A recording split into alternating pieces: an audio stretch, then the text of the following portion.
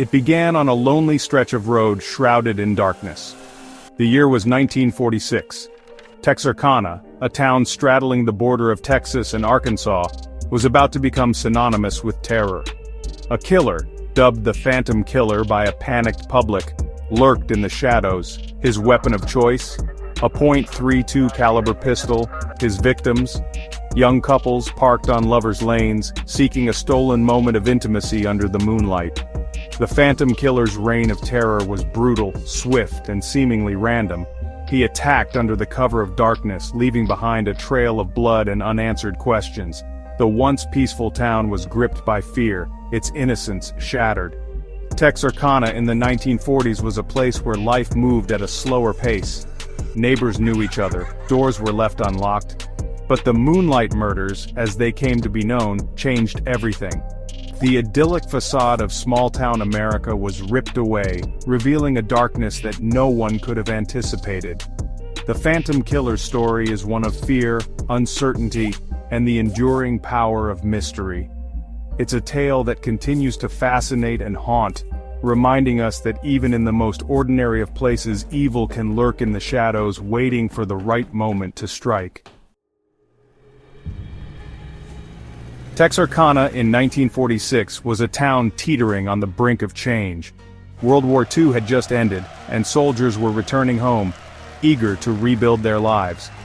The booming wartime economy had brought prosperity to the region, but it also brought an undercurrent of unease. Texarkana was a town in transition, grappling with the aftermath of war and the uncertainties of the future. Geographically, Texarkana was unique. Situated directly on the Texas-Arkansas state line, it was a town with two identities, two sets of laws, and two law enforcement agencies. This division would prove to be a challenge during the investigation into the Moonlight Murders. Socially, Texarkana was a place of stark contrasts. Segregation was still the law of the land, and racial tensions simmered beneath the surface. The war had brought an influx of new residents, drawn by the promise of jobs and a fresh start. This mix of old and new, of progress and prejudice, created a complex social fabric that was easily frayed. The Moonlight Murders exposed the vulnerabilities of Texarkana's seemingly peaceful facade. Fear and suspicion seeped into everyday life. Parents kept their children indoors after dark. Lovers' lanes, once places of stolen kisses and whispered promises, became hunting grounds for a shadowy predator.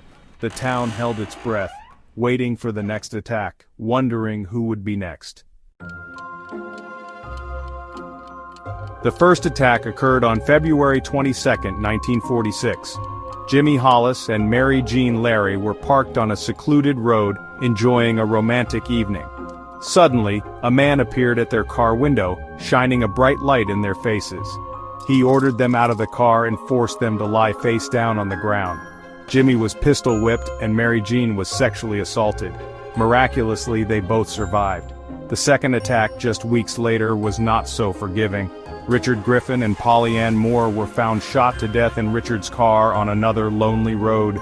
The brutality of the crime shocked the community. The killer had shot Richard twice in the back of the head and Polly Ann once through the heart. Their deaths sent a wave of fear through Texarkana. On March 24th, Paul Martin and Betty Jo Booker became the Phantom's third and fourth victims. Their bodies were discovered on a Sunday morning, several miles outside of town. They had been shot multiple times. Paul, a popular musician, was found still clutching his saxophone. Betty Jo lay a few feet away. The details of the attacks were chillingly similar. The victims were all young couples, attacked on weekends on or near secluded lovers' lanes. The killer used a .32 caliber pistol and the attacks always occurred after dark. The modus operandi was becoming terrifyingly clear. Texarkana was dealing with a serial predator. News of the Texarkana Moonlight Murders spread like wildfire. The small town, unaccustomed to such violence, became a magnet for media attention. Reporters from across the country descended upon Texarkana, eager to cover the sensational story. The national spotlight brought pressure on law enforcement to catch the Phantom Killer. The investigation was hampered from the start. Texarkana's unique location, straddling the Texas-Arkansas state line, created jurisdictional confusion. Evidence was sometimes mishandled, and communication between the two states' law enforcement agencies was often strained. Despite these challenges, law enforcement worked tirelessly to solve the case. They interviewed hundreds of suspects, chased down countless leads, and followed every whisper of a rumor. The town was on edge, with residents suspicious of their neighbors and afraid to venture out after dark. The pressure to find the killer was immense, yet the phantom remained elusive. Weeks turned into months, and the leads grew cold. The killer seemed to have vanished into thin air. Texarkana was left to grapple with the trauma of the murders and the unsettling reality that their phantom might never be unmasked. Amid the chaos and fear, one name emerged as a potential suspect: Ewell Swinney. Swinney was a known car thief with a history of petty crime. His wife Peggy provided damning testimony, claiming that Ewell had confessed to the murders. Swinney was arrested and charged with the murder of Betty Jo Booker. His trial became a media sensation, with reporters and curious onlookers packing the courtroom. The prosecution presented Peggy's testimony and circumstantial evidence linking Swinney to the crime. The defense argued that Peggy's testimony was unreliable and motivated by a desire to escape her husband's abuse. They pointed out the lack of physical evidence connecting Swinney to the murders. The jury ultimately found Swinney guilty of murder, and he was sentenced to life in prison. However, doubts about his guilt lingered. Swinney maintained his innocence until his death in 1994. Many believed that he was wrongly convicted, made a scapegoat for crimes he did not commit. Section 6. Scars on the Soul, Texarkana's Unhealed Wounds. The Texarkana Moonlight Murders left an indelible mark on the town and its people. The once peaceful community was forever changed, haunted by the memory of the brutal crimes and the knowledge that the killer was never brought to justice. The murders had a profound impact on daily life in Texarkana. Fear and suspicion lingered long after the last attack. Parents became overprotective, warning their children about the dangers lurking in the shadows. Lovers' lanes, once symbols of romance and youthful freedom, were abandoned, becoming eerie reminders of the town's dark chapter. The economic impact was also significant. Tourists, once drawn to Texarkana's unique location, now avoided the town, fearful of becoming the phantom's next victims. Businesses suffered, and the town's growth stagnated as people chose to live elsewhere. The Texarkana Moonlight Murders became a cautionary tale, a reminder that even in the most idyllic of settings, darkness can lurk beneath the surface, waiting for the right moment to erupt. Section 7. Whispers in the Dark, Theories and Speculations. Over 7 decades later, the Texarkana Moonlight Murders remain unsolved. The identity of the Phantom Killer is still a mystery, a subject of endless speculation and debate.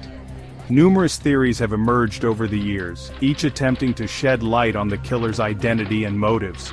Some believe that Ewell Swinney, despite his conviction for one of the murders, was innocent, and that the real killer was never caught. Others point to other suspects, including a drifter passing through town and a local businessman with a dark secret. Some theories venture into the realm of the bizarre, suggesting that the killer was a satanic cult or even a vengeful spirit. These theories, while intriguing, lack concrete evidence. The lack of a definitive answer has only fueled the public's fascination with the case. Books, documentaries, and even a Hollywood movie have attempted to unravel the mystery, but the Phantom Killer's true identity remains elusive. Section 8. The Mystery Endures, a Chilling Legacy. The Texarkana Moonlight Murders continue to cast a long shadow over the town and its history. The case serves as a chilling reminder of the power of the unknown and the enduring allure of unsolved mysteries. The murders have become ingrained in Texarkana's identity, shaping its image in the public imagination. The town has struggled to move on from its dark past, even as it seeks to promote its positive attributes. The legacy of the Phantom Killer extends beyond Texarkana. The case has become a staple of true crime lore, inspiring countless books, documentaries, and podcasts. The story continues to fascinate and terrify, capturing the public's imagination with its blend of history, violence, and enduring mystery. Section 9. Conclusion: The Phantom's Grip on History. The Texarkana Moonlight Murders remain one of the most perplexing, unsolved mysteries in American history. The case continues to baffle and intrigue, a testament to the enduring power of the unknown. The Phantom Killer, despite the best efforts of law enforcement and amateur sleuths alike, has never been definitively identified. The murders stopped as abruptly as they began, leaving behind a trail of unanswered questions and a community forever marked by tragedy. The case serves as a reminder that even in the most ordinary of places, darkness can lurk, and some mysteries may never be solved. The Phantom Killer, a specter of fear and uncertainty, continues to haunt the collective memory, a chilling reminder of the fragility of peace and the enduring power of the unknown. The search for answers continues, but for now, the Phantom Killer remains an enigma, a ghost in the machine of time, forever linked to the terror that gripped Texarkana in the spring of 1946.